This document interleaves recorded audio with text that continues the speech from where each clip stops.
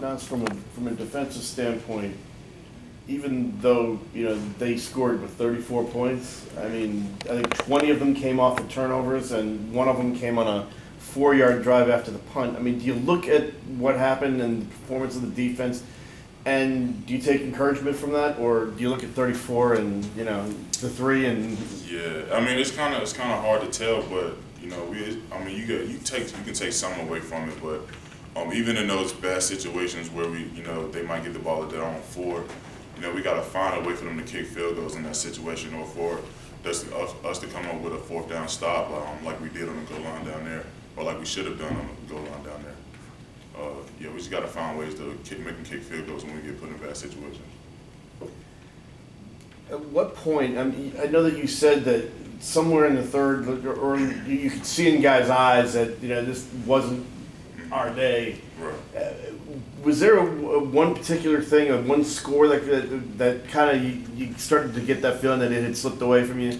I don't remember particularly which score, but I just know it's like towards the beginning of the 4th quarter, end of the 3rd. But any time they can score, or we turn the ball over and they score, I think that's how we started off this the second half. We turned the ball over, they scored on the very first play when we went out there. That's a back-breaking momentum swing right there. But we got to be able to battle back through those kind of situations if we want to defend our title in the Coastal.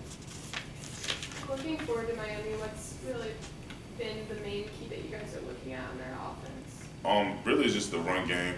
That's going to be the focus every week because everybody's going to try to run on us. I think Virginia Tech attempted 66 runs or something like that. Even with the conditions. So anything, it'll be stopping the run. And do you see anything special from Brad Kaya that you haven't seen? I think his presence in the pocket is what sets him apart than a lot of quarterbacks that we face, because some of them might be quick to get out of the pocket, but he sticks in there and he makes his reads and he delivers the ball, and he tries to move the chain. So I think he does a great job in that. There seems to be this weird ongoing debate now: is Brad Kaya anything special in that regard? What are your thoughts on him just in general?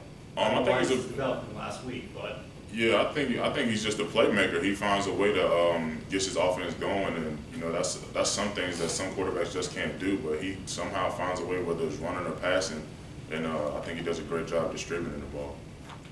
Your goals as a team are still intact, but you need some help. Kind of at a point now where there is no room for error at all. Yeah, absolutely not. So how as one of the leaders, how do you impart that onto the other guys and get their focus level up to a point where it can't dip when things happen like the other day? Well, we just gotta be goal oriented and know that we gotta win. We don't win out to accomplish our goals, and we all have the same goal. Then we also have the same mindset and wanting the same when it comes to things not going our way on Saturday. Coach said that this team has a lot of grit. How does that grit have to come into play this week, bouncing back from last week? And how does it manifest itself? We just got to prepare the same like we would have if we would have won the game, and not be too down on ourselves or anything, try to change anything. We can just practice and prepare like we done every other week and just be ready to play. How much of that is incumbent on you? Are you guys going to be a little bit more harder on yourselves as far as critiquing the way you guys played on Saturday and wanting to bounce back from that performance going into this matchup with Miami? I think so.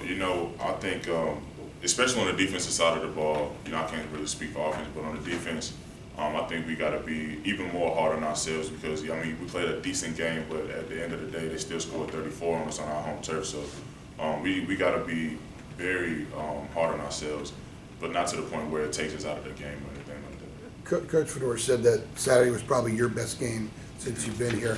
How much is it incumbent on you as a leader to also elevate your game every week? If last week was your best performance, make this week your next best performance. I think it's just making the plays that come to me, not trying to do too much.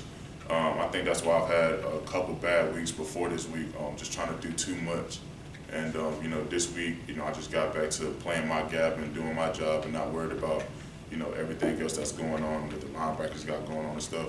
I just do my job, and that just pretty much helps out everybody around me because they know they can depend on me. Is your confidence growing in your teammates, enabling you to just go do your job and not try to be everybody else? Yeah. I think that's where it came from. Just me not trusting everybody to do that job, but I think everybody can hold their weight now. And, you know, I don't have to make every play from sideline to sideline, it's just on my side of the ball or wherever the case may be. How many, are you going back to playing the three technique and playing nose tackle back and forth, and about what's the ratio on those? I'm not sure. It's really whatever the coaches need that week. You know, so it really is just based off. It of that. depends I on don't who really else have is a in there. choice. Like if Jalen's in there, you're gonna play nose tackle. If Aaron Crawford's in there, you move to the three technique. Yeah, pretty much, and that's pretty much just how it goes. Just Coach Scott likes to work different little combos or whatever to see if we can get something going and get some negative plays.